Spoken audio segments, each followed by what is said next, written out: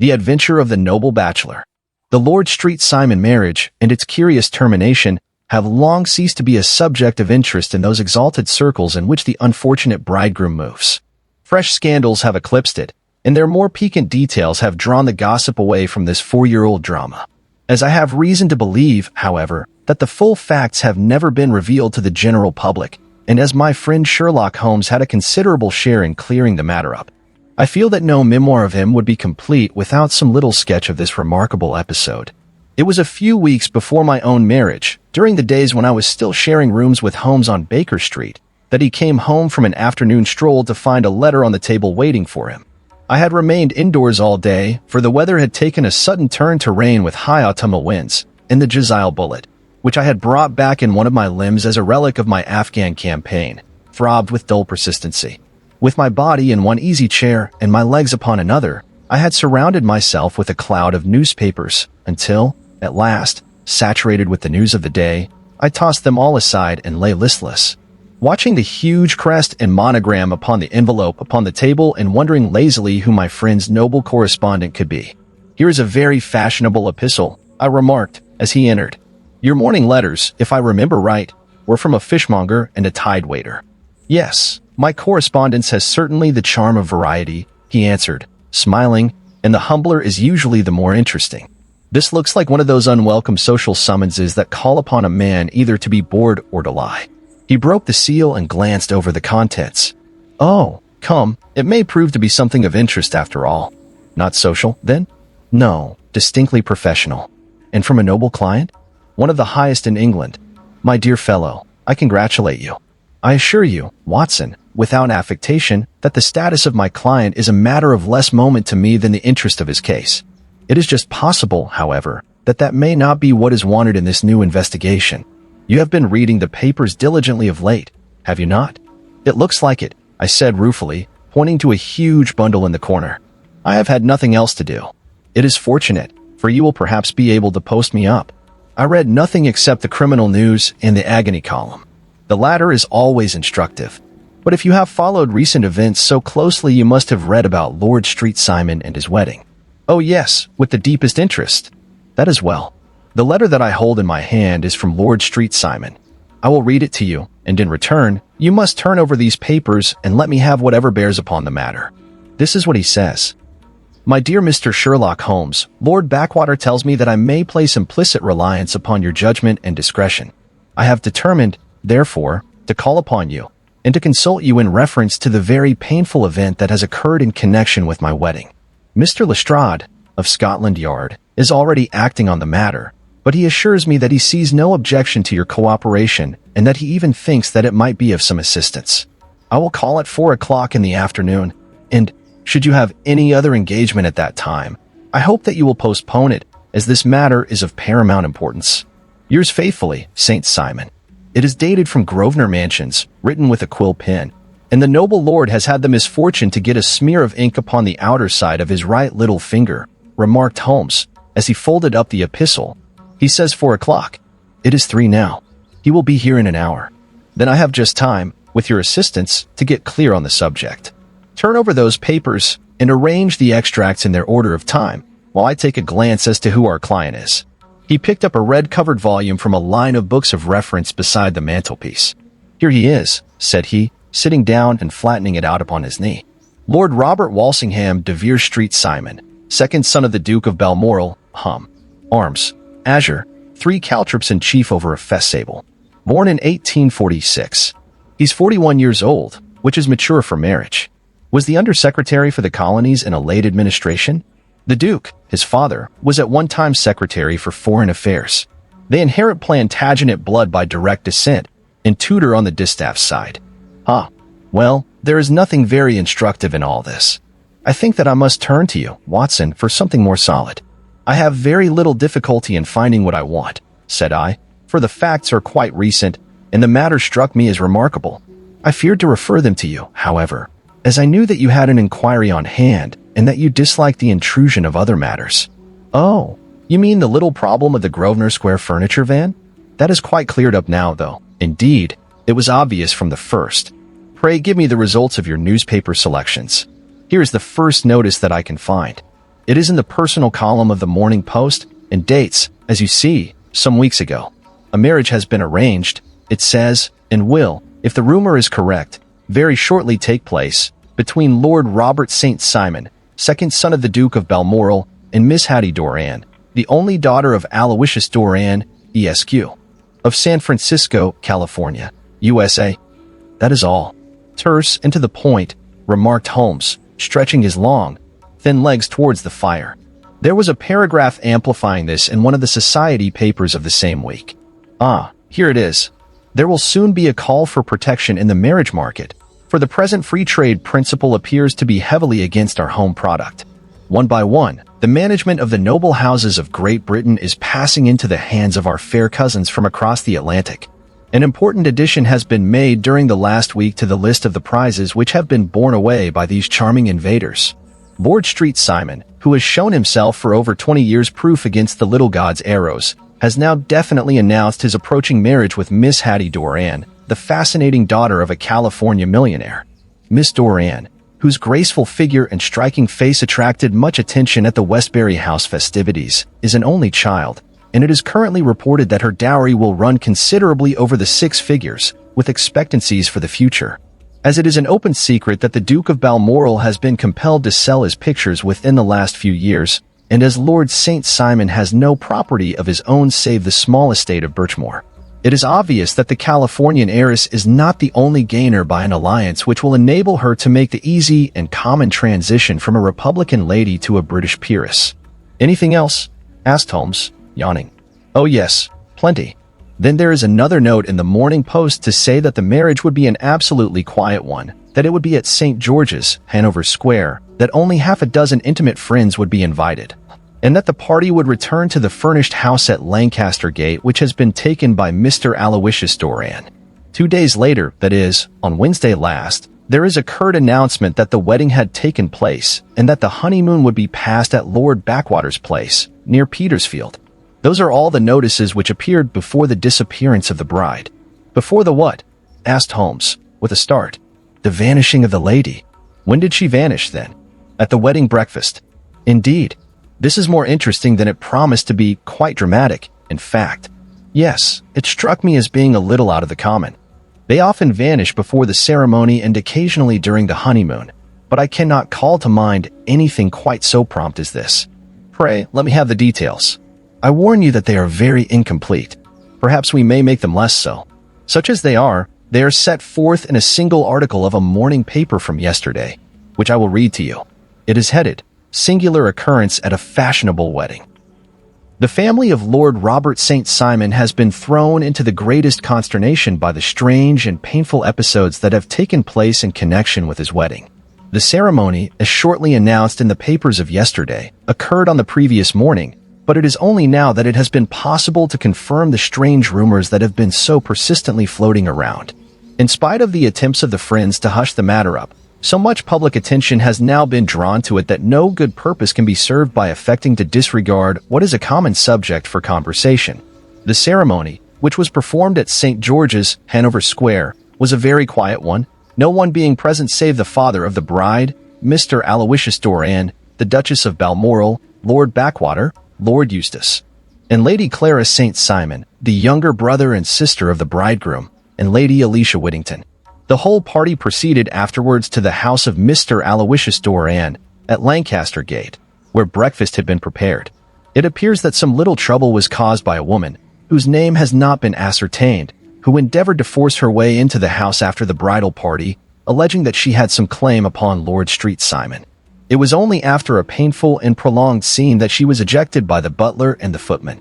The bride, who had fortunately entered the house before this unpleasant interruption, had sat down to breakfast with the rest when she complained of a sudden indisposition and retired to her room.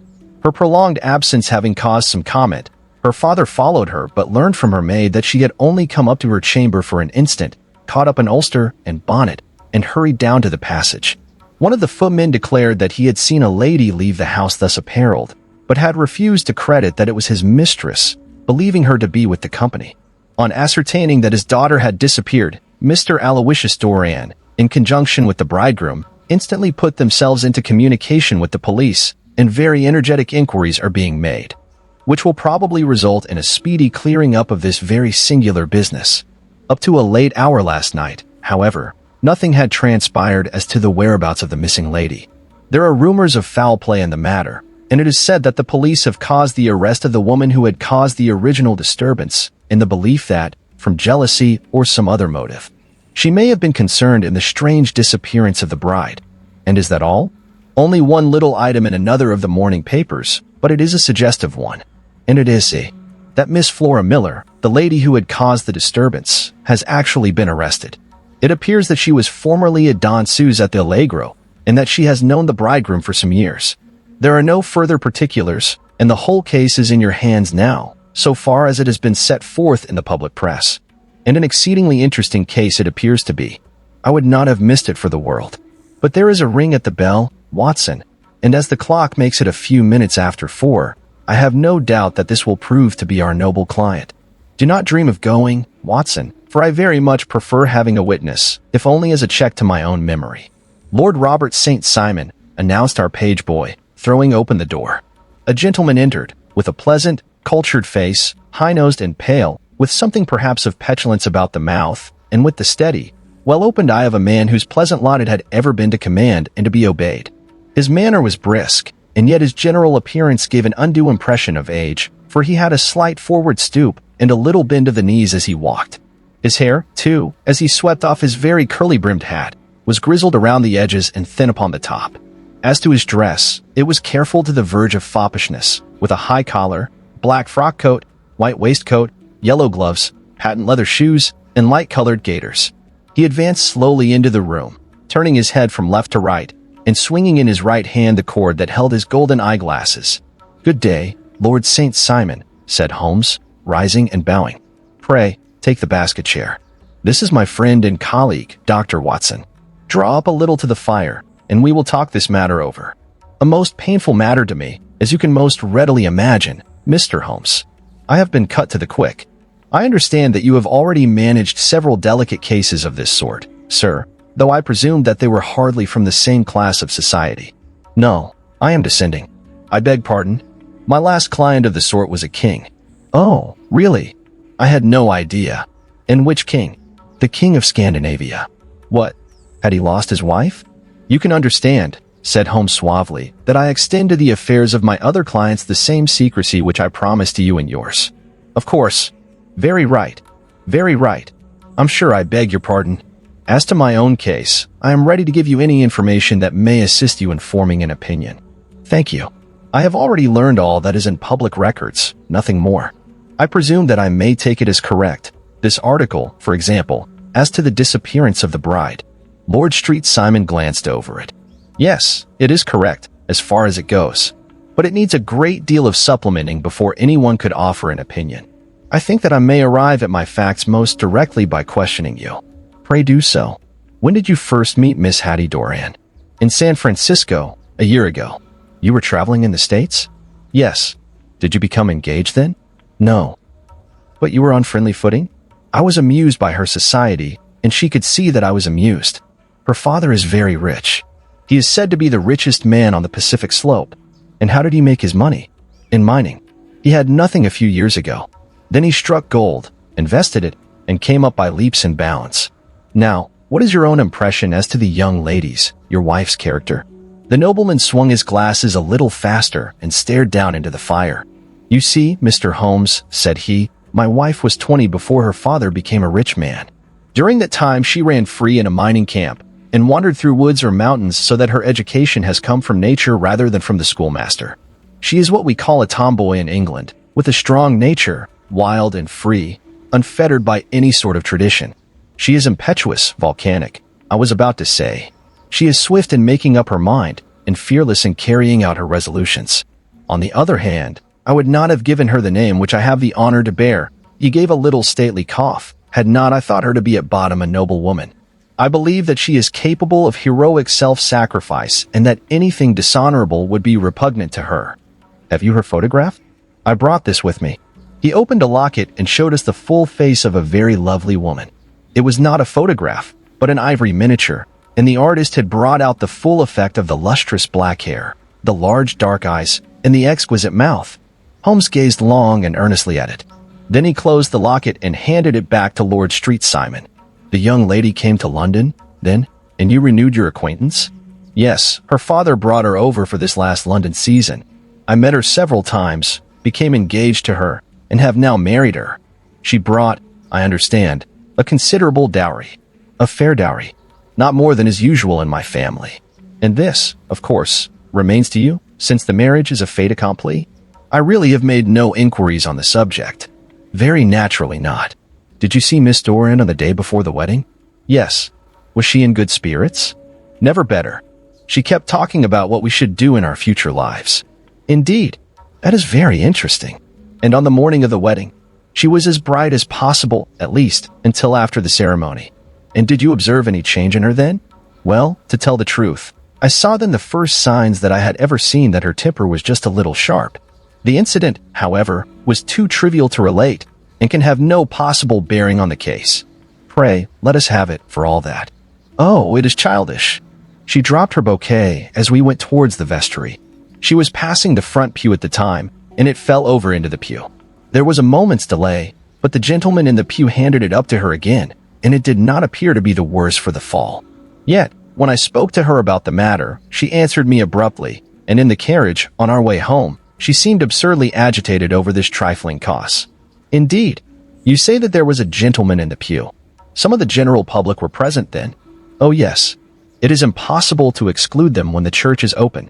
This gentleman was not one of your wife's friends?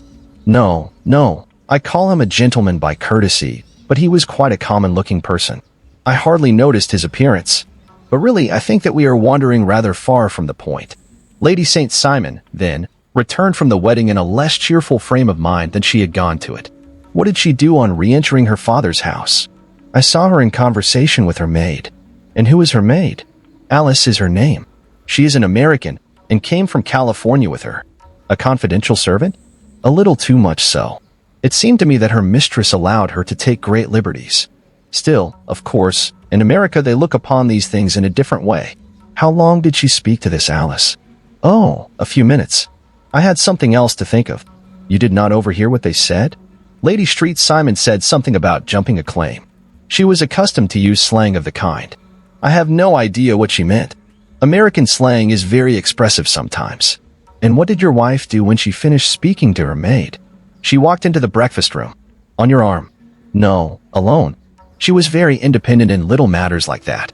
Then, after we had sat down for 10 minutes or so, she rose hurriedly, muttered some words of apology, and left the room. She never came back. But this maid, Alice, as I understand, deposes that she went to her room, covered her bride's dress with a long ulster, put on a bonnet, and went out.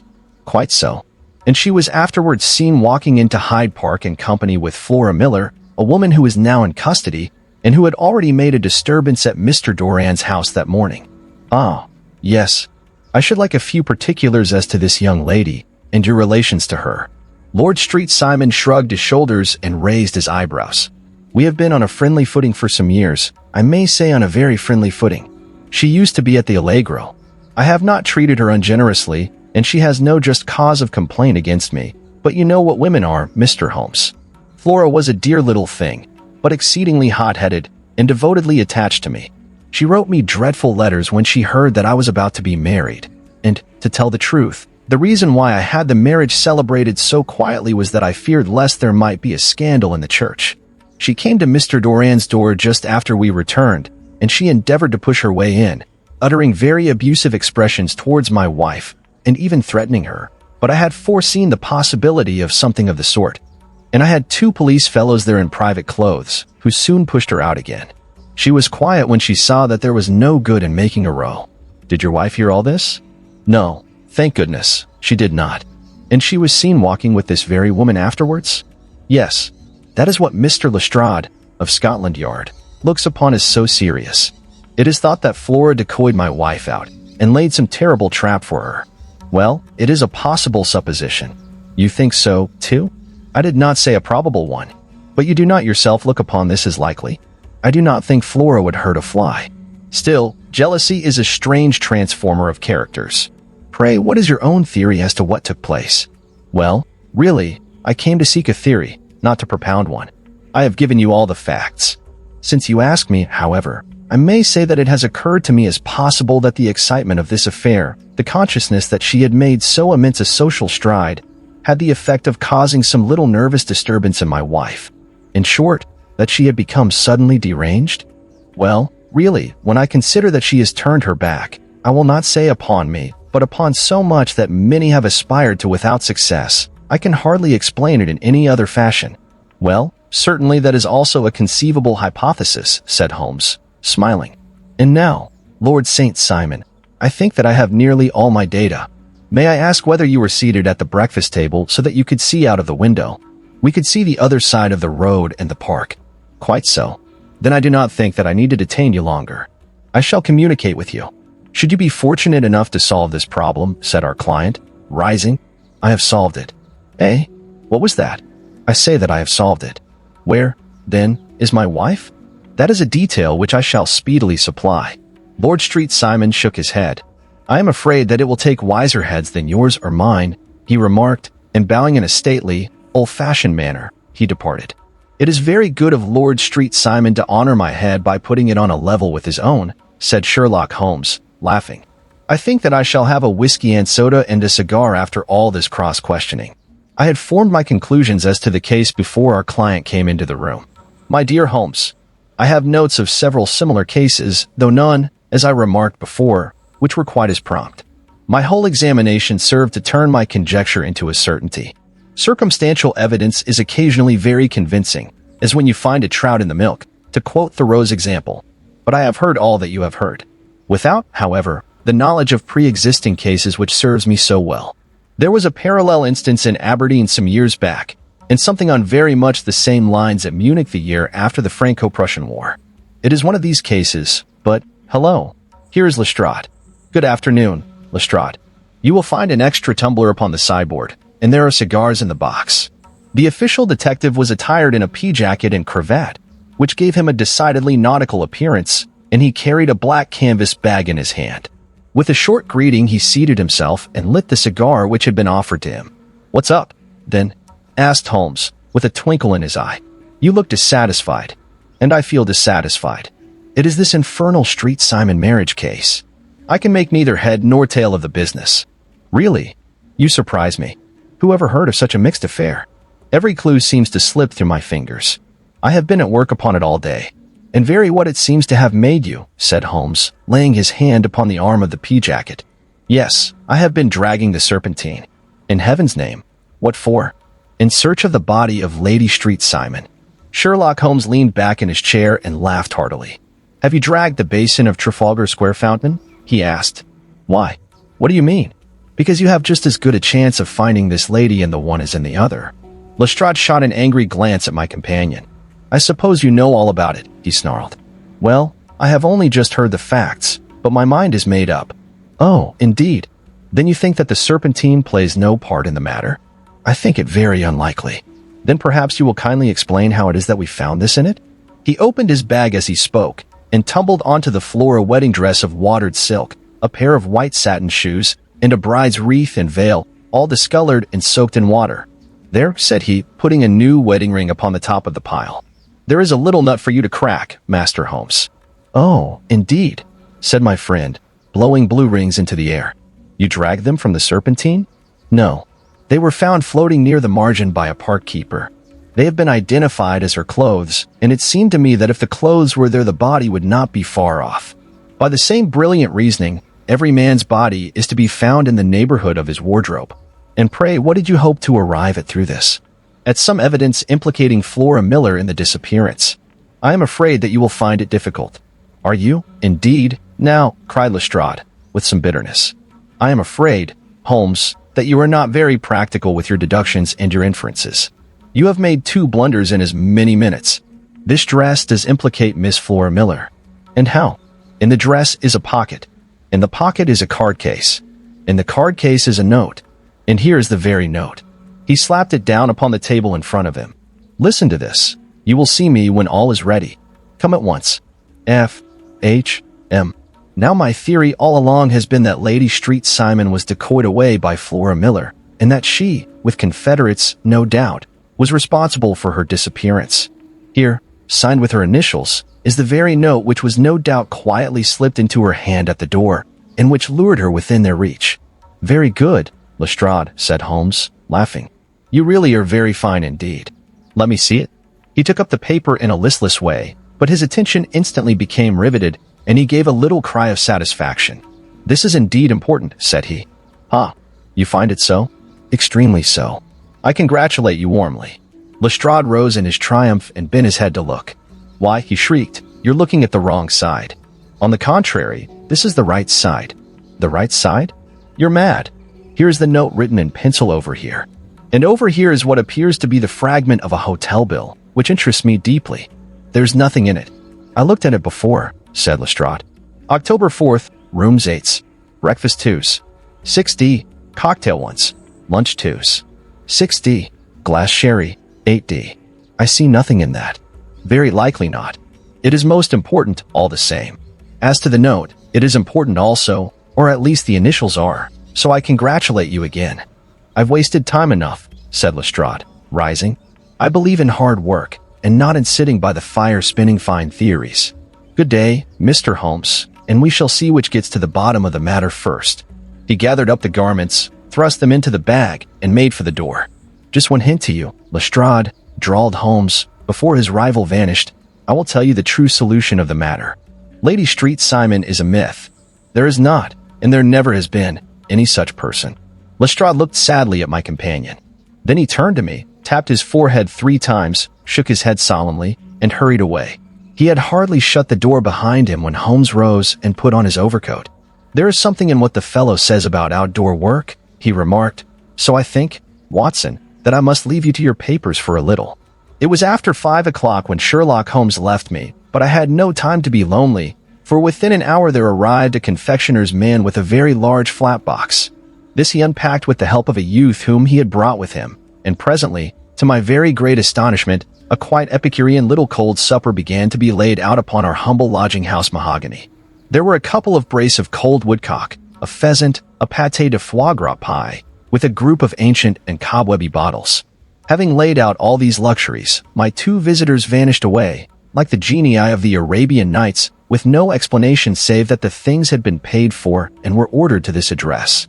Just before 9 o'clock, Sherlock Holmes stepped briskly into the room. His features were gravely set, but there was a light in his eye which made me think that he had not been disappointed in his conclusions. They have laid the supper, then, he said, rubbing his hands. You seem to expect company. They have laid for 5. Yes, I fancy we may have some company dropping in, said he. I am surprised that Lord Street Simon has not already arrived. Ah, I fancy that I hear his step now upon the stairs. It was indeed our visitor of the morning who came bustling in, dangling his glasses more vigorously than ever, and with a very perturbed expression upon his aristocratic features. My messenger reached you, then? Asked Holmes. Yes, and I confess that the contents startled me beyond measure. Have you good authority for what you say? The best possible. Lord Street Simon sank into a chair and passed his hand over his forehead. What will the Duke say, he murmured, when he hears that one of the family has been subjected to such humiliation? It is the purest accident. I cannot allow that there is any humiliation. Ah, you look on these things from another standpoint. I fail to see that anyone is to blame. I can hardly see how the lady could have acted otherwise, though her abrupt method of doing it was undoubtedly to be regretted. Having no mother, she had no one to advise her at such a crisis. It was a slight, sir, a public slight, said Lord St. Simon, tapping his fingers upon the table. You must make allowance for this poor girl, placed in so unprecedented a position. I will make no allowance. I am very angry indeed, and I have been shamefully used. I think that I heard a ring, said Holmes. Yes, there are steps on the landing. If I cannot persuade you to take a lenient view of the matter, Lord St. Simon, I have brought an advocate here who may be more successful. He opened the door and ushered in a lady and gentleman. Lord Street Simon, said he, allow me to introduce you to Mr. and Mrs. Francis Hamilton. The lady, I think, you have already met. At the sight of these newcomers, our client had sprung from his seat and stood very erect, with his eyes cast down and his hand thrust into the breast of his frock coat, a picture of offended dignity. The lady had taken a quick step forward and had held out her hand to him, but he still refused to raise his eyes. It was as well for his resolution, perhaps, for her pleading face was one which it was hard to resist. You're angry, Robert, said she. Well, I guess you have every cause to be. Pray make no apology to me, said Lord St. Simon, bitterly. Oh yes, I know that I have treated you real bad, and that I should have spoken to you before I went, but I was kind of rattled, and from the time when I saw Frank here again I just didn't know what I was doing or saying. I only wonder I didn't fall down and do a faint right there before the altar. Perhaps, Mrs. Moulton, you would like my friend and me to leave the room while you explain this matter? If I may give an opinion, remarked the strange gentleman, we've had just a little too much secrecy over this business already. For my part, I should like all Europe and America to hear the rights of it. He was a small, wiry, sunburnt man, clean-shaven, with a sharp face and alert manner. Then I'll tell our story right away, said the lady. Frank here and I met in '84, in McQuire's camp, near the Rockies, where Pa was working at claim.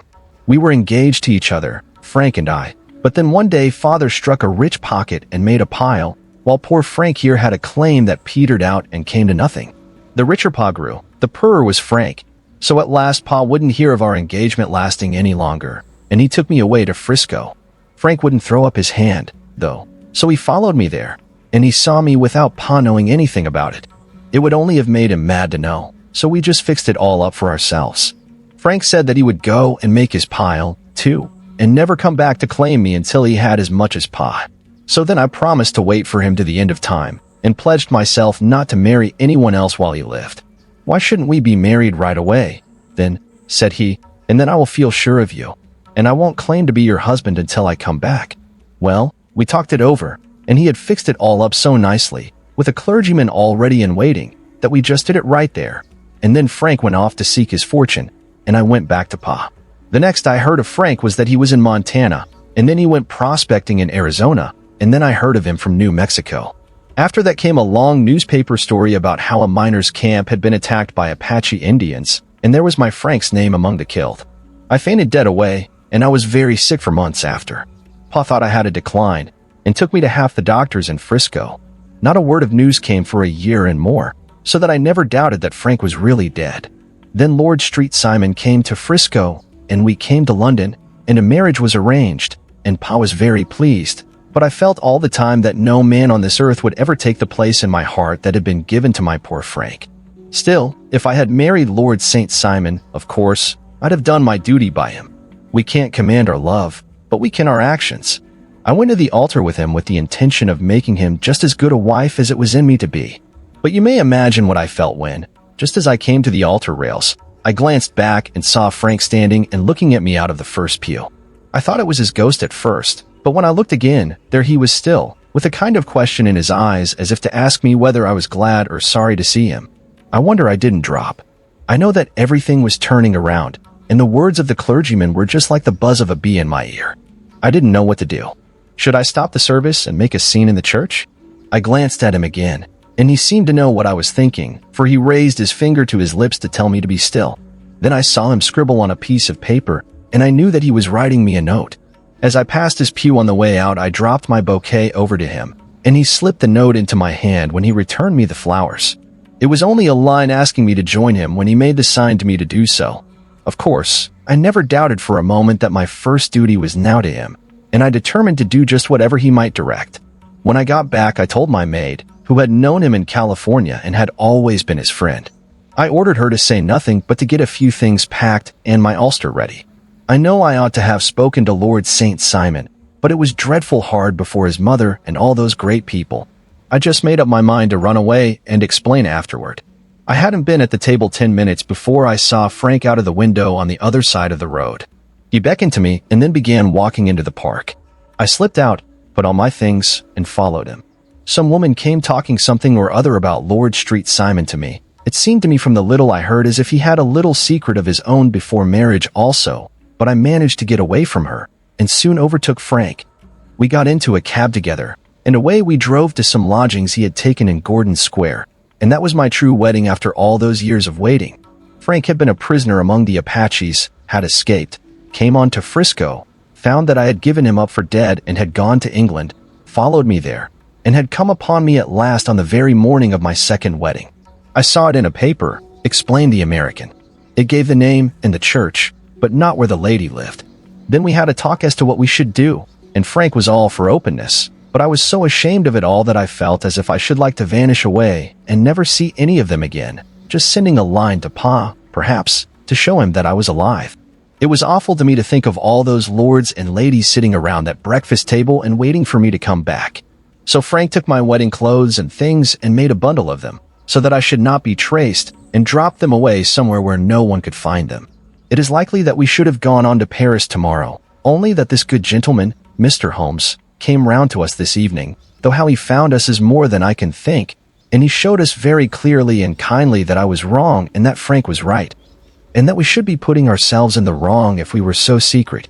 Then he offered to give us a chance of talking to Lord Street Simon alone, and so we came right away round to his rooms at once. Now, Robert, you have heard it all, and I am very sorry if I have given you pain, and I hope that you do not think very meanly of me." Lord Street Simon had by no means relaxed his rigid attitude, but had listened with a frowning brow and a compressed lip to this long narrative. "Excuse me," he said, "but it is not my custom to discuss my most intimate personal affairs in this public manner." "Then you won't forgive me? You won't shake hands before I go?" "Oh, certainly, if it would give you any pleasure." He put out his hand and coldly grasped that which she extended to him. "I had hoped," suggested Holmes, "that you would have joined us in a friendly supper." "I think that there you ask a little too much," responded his lordship. "I may be forced to acquiesce in these recent developments, but I can hardly be expected to make merry over them. I think that, with your permission, I will now wish you all a very good night." He included us all in a sweeping bow and stalked out of the room. "Then I trust that you at least will honor me with your company," said Sherlock Holmes. "It is always a joy to meet an American, Mr. Moulton, for I am one of those who believe that the folly of a monarch and the blundering of a minister in far-gone years will not prevent our children from being some day citizens of the same worldwide country under a flag which shall be a quartering of the Union Jack with the stars and stripes." "The case has been an interesting one," remarked Holmes, when our visitors had left us, "because it serves to show very clearly how simple the explanation may be of an affair which at first sight seems to be almost inexplicable. Nothing could be more natural than the sequence of events as narrated by this lady, and nothing stranger than the result when viewed, for instance, by Mr. Lestrade of Scotland Yard. You were not yourself at fault at all, then?